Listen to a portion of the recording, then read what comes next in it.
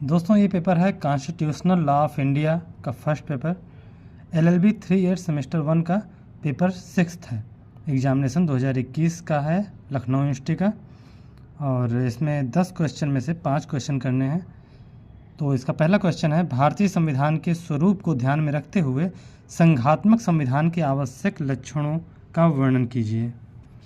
दूसरा क्वेश्चन है, भारत में लोकहितवाद पर उल्लेखनीय वादों की सहायता से समीक्षात्मक टिप्पणी लिखिए।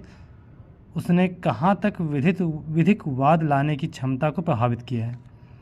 तीसरा क्वेश्चन है, भारतीय संविधान के संशोधन की प्रक्रिया का वर्णन कीजिए। क्या संसद संवैधानिक संशोधन द्वारा मौलिक अधिकारों का हनन अथवा न्यून कर सकती है? सुसंगत वादों की सहायता से विवेचना कीजिए। चौथा क्वेश्चन है, केंद्र तथा राज्यों के मध्य विधायी शक्तियों के वितरण पर एक संक्षिप्त टिप्पणी लिखिए।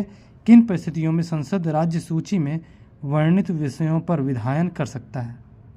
पांचवा क्वेश्चन है, भारत के उच्चतम न्यायालय के विभिन्न क्षेत्राधिकारों का वर्णन कीजिए। छठा क्वेश्चन है, निम्नलिखित में से किन्हीं 2 पर संक्षिप्त टिप्पणियाँ लिखनी है। 3 टिप्पणियाँ में 2 पर लिखनी है। संविधान के स्रोत, संवैधानिक परिपाटियाँ, विधि का शासन। और 7वां क्वेश्चन है, निम्नलिखित में से किन्हीं 2 पर संक्षिप्त टिप्पणियाँ लिखिए। किन्हीं 2 पर लिखनी है। सामंजस्यपूर्ण अर्थान्वयन का सिद्धांत, और दूसरा है क्षेत्रीय संबद्धता का सिद्धांत, और तीसरा है असंगतता का सिद्धांत। 8वां क्वेश्चन है दोस्तों, संसदीय विशेषाधिकार से आप क्या समझते हैं? संसद एवं उसके सदस्यों के विशेषाधिकारों और उन्मुक्तियों की व्याख्या कीजिए।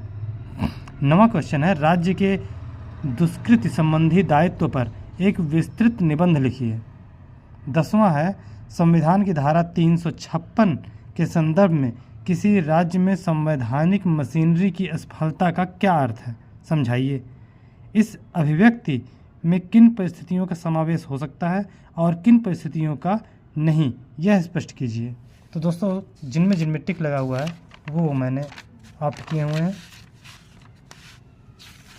तो ये था हमारा कॉन्स्टिट्यूशनल लॉ ऑफ इंडिया का पेपर।